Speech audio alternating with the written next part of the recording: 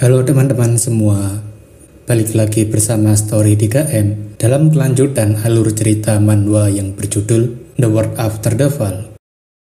Baiklah, langsung saja kita masuk ke dalam alur ceritanya. Pada chapter sebelumnya, Justus menyombongkan bahwa dirinya tidak akan bisa dikalahkan ketika santuari keadilan miliknya sedang diaktifkan. Namun berbeda dengan apa yang dikatakan Justus, Jae-hwan malah dengan entengnya memukul wajah Justus dengan sangat keras. Tak cukup hanya dengan sekali pukulan saja, Jae-hwan terus melanjutkan pukulannya berulang kali pada Justus sampai ia tidak bisa menahan pukulannya atau menyerang balik Jae-hwan.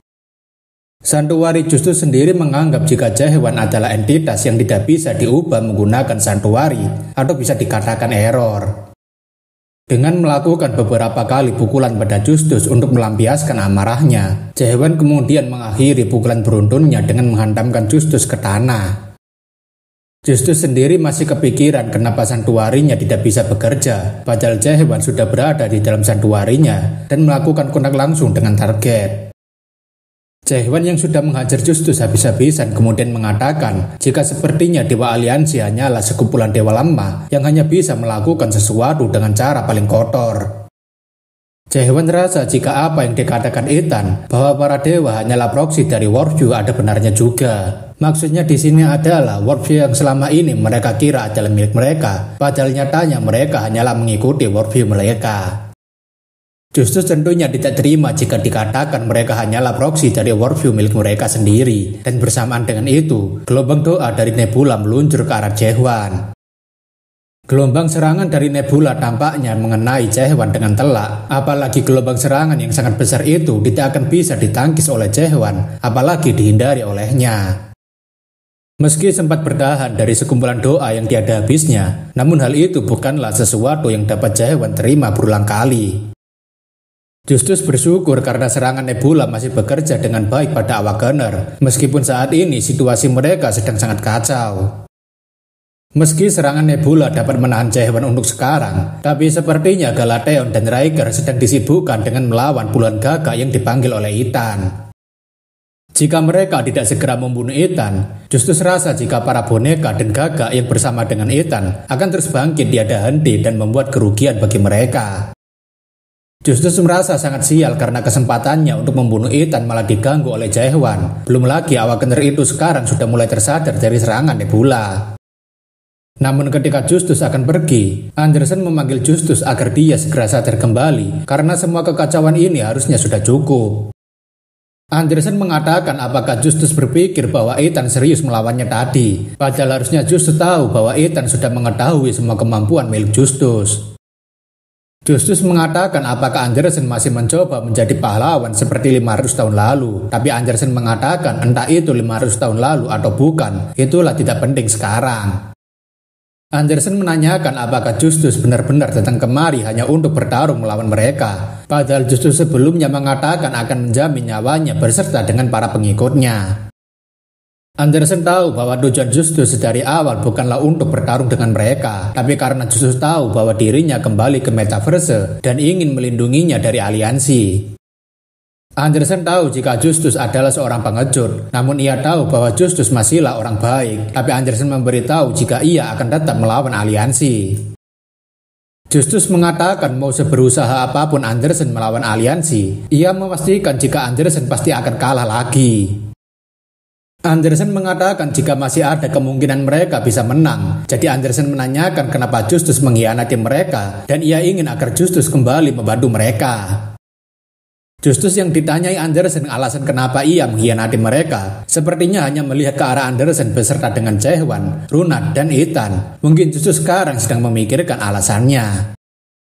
Justus sendiri tampaknya tidak memberikan respon apapun dan hanya mematung untuk beberapa saat. Kita asumsikan mungkin saja Justus masih menyimpan sebuah rahasia yang tidak ingin diketahui oleh Anderson.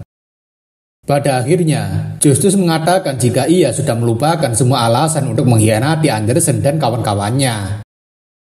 Anderson yang kesal mengatakan jika ia sedang serius bertanya padanya dan harusnya Justus memberitahu apa yang sebenarnya ia ingin katakan. Tapi sepertinya kehancuran dunia di lantai 6 sudah mulai dekat.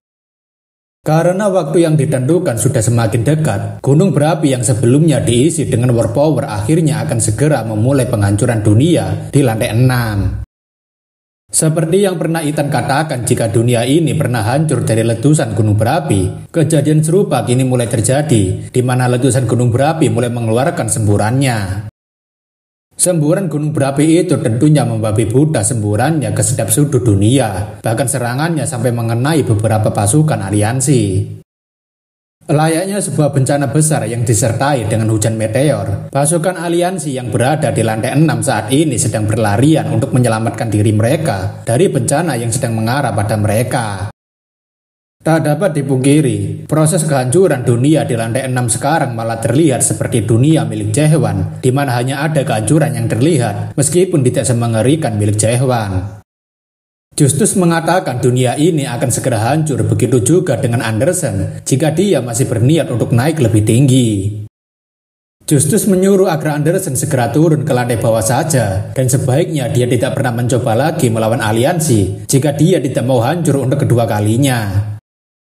Pada saat itu juga, Runat sangat terkejut dengan apa yang akan dilakukan oleh aliansi selanjutnya menggunakan Nebula. Ethan sendiri tak habis pikir jika para bajingan pengecut itu akan menggunakan cara yang sama untuk memusnahkan mereka berempat. Benda yang dimaksud itu sendiri adalah Nebula dengan kekuatan penghancur sebenarnya, di mana selama ini kita hanya diperlihatkan bagaimana Nebula hanya mengeluarkan kekuatan untuk melawan seorang Awakener.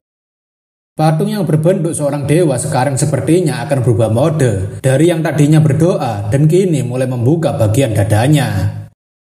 Entah kekuatan apa yang sebenarnya akan digunakan oleh aliansi, tapi tampaknya Nebula akan mengeluarkan kekuatan penghancur massalnya. Anderson sendiri tak menyangka jika aliansi akan benar-benar menggunakan senjata penghancur massal hanya untuk mengalahkan mereka berempat. Kenapa Anderson dan Ethan sangat waspada dengan mode Nebula sekarang? Itu karena senjata mode seperti inilah yang digunakan aliansi untuk memusnahkan pasukan revolusi 500 tahun lalu, yaitu Warp Bomb. Ethan kemudian mengatakan Anderson sudah berjuang dengan keras sampai saat ini, dan sekarang tidak ada jalan lain untuk mengatasinya. Ethan mengatakan mereka hanya memiliki waktu selama 3 menit sebelum senjata itu ditembakkan, jadi ia akan menunjukkan jalan keluar dari sini kepada mereka sekarang.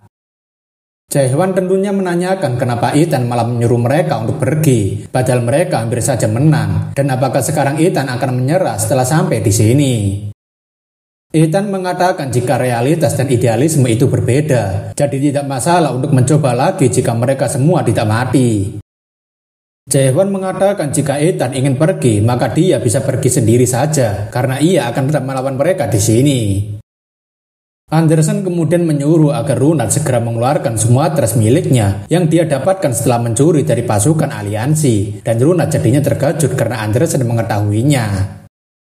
Entah apapun yang terjadi, Jaehwan akan memastikan bahwa mereka akan pergi menuju ke lantai atas dan mengalahkan para bajingan aliansi yang selalu menyombongkan diri mereka dengan menggunakan cara liciknya. Beberapa dewa seperti Minerva, Rere, dan Ignis menyarankan agar Jaehwan segera pergi dari sana karena senjata pemusnah massal mustahil untuk dilawan. Ketika Jaehwan sedang mengisi word power-nya, Ethan mengatakan jika sepertinya ia bisa sedikit memberikan bantuan tambahan. Meski ia belum pernah mencobanya, tapi Ethan akan mencoba untuk meminjamkan dunia miliknya pada Jaehwan, dan ia berharap agar ini bisa membantu mereka menahan serangan aliansi. Mendengar jika Ethan akan meminjamkan dunianya, Anderson melarang Ethan untuk melakukannya karena itu sangat mustahil. Tapi sayangnya, Ethan sudah mulai meminjamkan dunianya pada Jaehwan tanpa mendengarkan ucapan dari Anderson. Santuari adalah dunia yang terbentuk secara unik dari perspektif seorang dewa, di mana dunia yang dibentuk oleh bias dan keteguhan yang telah lama terakumulasi hingga membuatnya terasa unik. Oleh karena itu, ide untuk menggabungkan dua santuari berbeda adalah hal yang konyol, bahkan mustahil untuk dilakukan karena pandangan setiap orang itu berbeda. Selain itu, dunia milik Jaehwan adalah dunia yang tercipta untuk menghancurkan dunia serta melahap semua dunia. Biarpun Jaehwan adalah seorang Awakener yang menentang sistem, namun tidak ada jaminan bahwa dunia Ethan akan bergabung dengan dunia yang tercipta untuk menghancurkan dunia lainnya. Belum lagi saat ini, Nebula tampaknya sudah hampir siap untuk menembakkan serangan pemusnah massalnya. Entah waktunya sempat atau tidak, tapi sepertinya itu akan sangat terlambat untuk menyesuaikan kedua dunia yang berbeda. Pada akhirnya, serangan pemusnah massal yang dikeluarkan Nebula sudah mengarah pada Jaehwan beserta dengan yang lainnya. Anderson dan Runat yang menyaksikan secara langsung tentunya tidak bisa berbuat apapun dengan serangan pemusnah massal Nebula.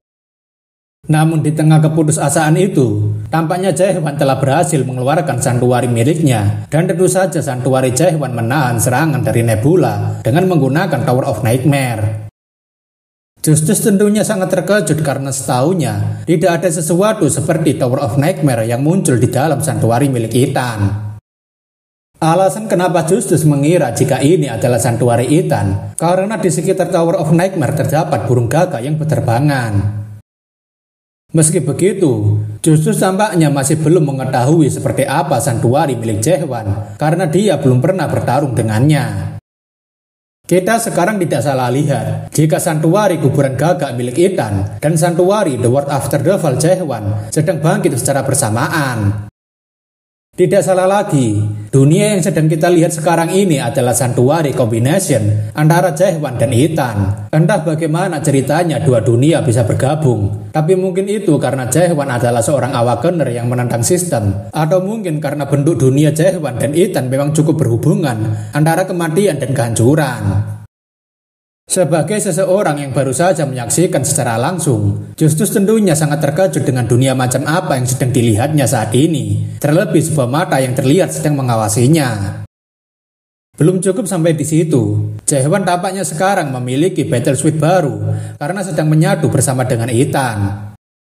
Benar sekali, bukan hanya kedua dunia yang disatukan, tapi Jaehwan sekarang juga telah dilindungi oleh setting milik Ethan, yaitu Crow Armor. Bagi admin sendiri, penampilan Jaehwan sekarang jadi tambah sangar dan bahkan sangat mirip seperti seorang villain.